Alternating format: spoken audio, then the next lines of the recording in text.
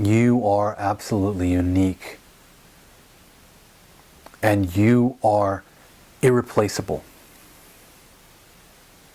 The life that you've had that's been shaped by forces like, what do they say, diamonds are all unique because they're coal that's been pressurized uniquely.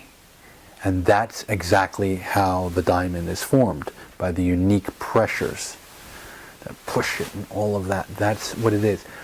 What you have in terms of heart, in terms of love, is a direct result of the hardships you've gone through and the distortions that have happened to you. And you can say that the potential that's there now is it will be, you know, kind of like loosened by really validating yourself, by recognizing that you're not a mistake. That, you know, it's like this whole thing of like, you know, what I could be, like I can earn my keep. You know, I don't deserve, you know, it's like I come into life having to be something so that I can justify eating the food that I eat and taking up the space on the planet. It's like you don't have to justify anything. You are born here. You have come into form. You belong here by virtue of the fact that you've come into form. And the exact form that you're in, the exact shape you're in, is unique to you and is exactly and precisely what's needed in this moment. We're inseparable from each other. I mean, we're in, you know, like, even who you are in this room, like right now, like the way you feel, it's related to everybody else that's in this room. It's related to the temperature in the room. It's related to the color of this thing behind it. I mean, all of this, if it was a little different, you'd feel a little different, right? Because you're not separate from everybody else. And that's true for me too. You are affecting me. Everybody's affecting each other. Everything is affecting everything else. We all belong here. This is not strangers. We belong here. We belong in the life we're having. This is your life. You don't have to justify being here. It's, you know, if anything, the only work we have to do is to kind of give some compassion and love to the most close aspect of reality, the parts that's closest to you, which is your own heart, your own body first, and then everything radiates out from there. And I welcome all of the limited being that you are here. I'm happy you're here. Well, thanks you. Good. Very good.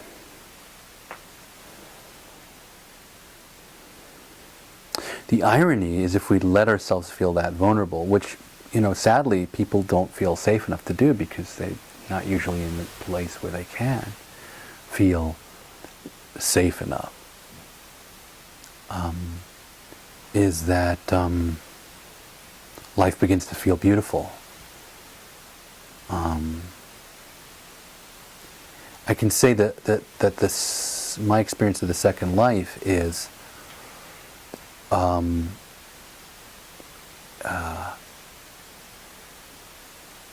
that it's like this caterpillar analogy I used to talk about. You know, I wrote once a caterpillar analogy, sort of like, you know, if a caterpillar was in a race, you know, when does it win the race? When the first legs go over, or the 1,000th leg goes over? It's sort of like, right? And, you know, officially you're in the second life, you know, because you've dropped into the wound. But there's whole pieces of me that are still avoiding.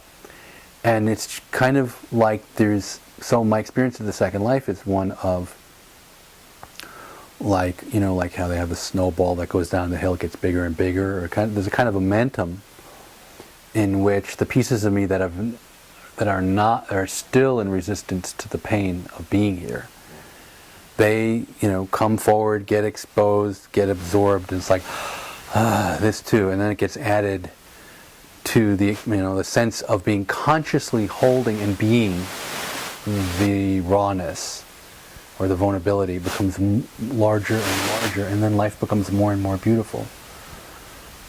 And there's lots of places that are still in denial and fear and everything, and they come up, but they have a much larger container of who I am basically. for the eggs to hatch in. There's a large nest. So, I'm talking about mixing metaphors, geez. All over the map on that one. Eggs, what? Huh? What was that? Okay. Caterpillars lay. Yeah, that's right.